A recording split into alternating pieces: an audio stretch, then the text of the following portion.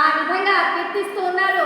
అమ్మవారు వాసవి ఏ విధంగా అయితే విశ్వరూపాన్ని ప్రదర్శింపజేసిందో ఆ విశ్వరూపంలోకి ఎప్పుడైతే ఈ 102 దంపతులందరూ కూడా అగ్నిగుండ ప్రవేశం చేశారో వాళ్ళందరూ కూడా ఆ సశరీరంతో అగ్ని పునీతులై ఎప్పుడైతే ఆ వాసవి విశ్వరూపం ఉందో ఆ వాసవి విశ్వరూపంలోకి వీళ్ళందరూ కూడా ఐక్యమైపోయినారు ఆ వాసవి విశ్వరూపంలోకి.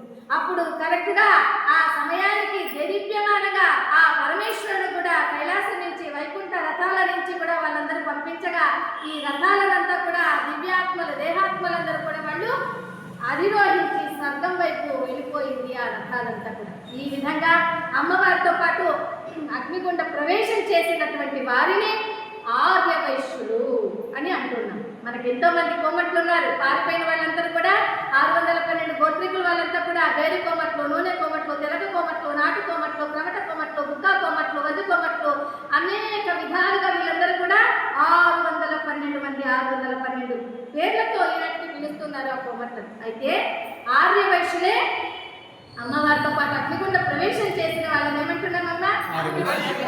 ఎవరైనా మీ కులమేమి మీరెవరు అని అంటే ఏం చెప్పాలి? మనము వైశ్యులు అని మాత్రము అనరాదు. ఎందుకంటే వైశ్యులు ఎంతో మంది ఉన్నారు, ఎన్నో రకాలుగా ఉన్నారు కదా. పారిపోయిన వాళ్ళందరూ కూడా వైశ్యులే కదా.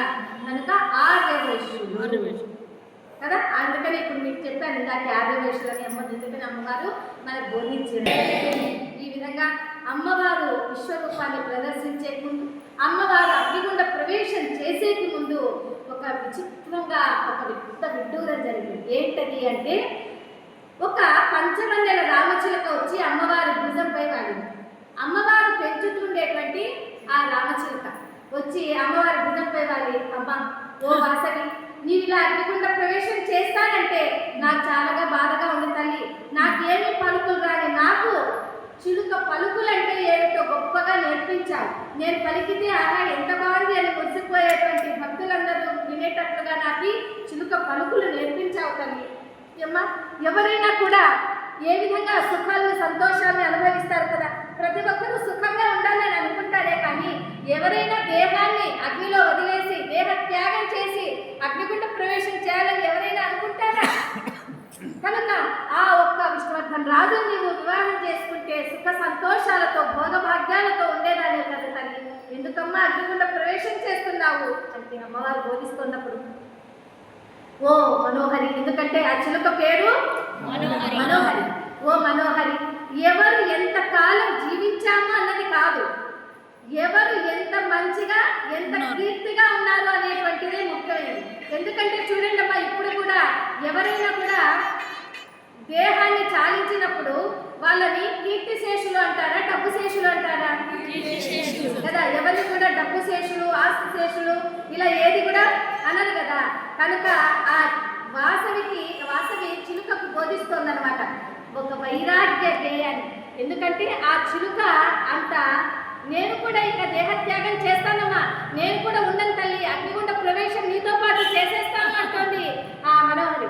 అమ్మవారు చెప్తుంది ఓ మనోహరి నీవు నాతో పాటు అగ్నిగుండ ప్రవేశం చేయటానికి వీల్లేదు. ఎప్పుడైతే నేను అగ్నిగుండ ప్రవేశం చేశాక అదే స్థానంలో నేను ఒక బంగారు నిలువెత్తు విగ్రహంగా నేను ఉంటానో నా విగ్రహం పైన నేను ఎప్పుడు కూడా చిలుకవై నా భుజాననే నేను నిన్ను ధరిస్తాను. చిలుక అందుకే చూడండి అమ్మవారి భుజం మీద ఏముంటుంది? చిలుక ఉంటుంది. ఆ చిలుక ఉన్న చేతికి ఇంకా ఒక గాజు ఎక్కువనే వేస్తారనమాట. గాజు అంటే ఎన్ని గాజులు మనం ధరించాలమ్మా స్త్రీలు? ఎడమ చేతికి 10 గాజులు, కుడి చేతికి 11 గాజులు. ఈ విధంగా మనం స్త్రీలు గాజులను ధరించాలి.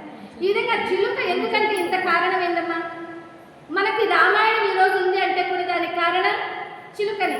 ఎప్పుడైతే వాల్మీకి రాశారు కదా రామాయణాన్ని, వాల్మీకి అంతకు ముందు అంటే వాల్మీకి కాక ముందు బోయవాడిగా ఉన్నప్పుడు తను ఏ విధంగా అయితే వృక్షం మీద చిలుక జంట ఉన్నప్పుడు ఒక బాణం వేశారో ఆ బాణం తగిలిన ఆ స్త్రీ చిలుక ఎప్పుడైతే శోకంగా తను బాధపడిందో ఆ శోకమే ధారగా శ్లోకాలు అయిపోయాయి. ఆయన శ్లోకాలు వలించి అది మనకి రామాయణంగా ఈ రోజున ఉంది అంటే కారణం చిలుకనే. అంతేకాదమ్మా మనకి ఈ రోజున భాగవతం ఉంది అంటే కూడా అందుకు కారణం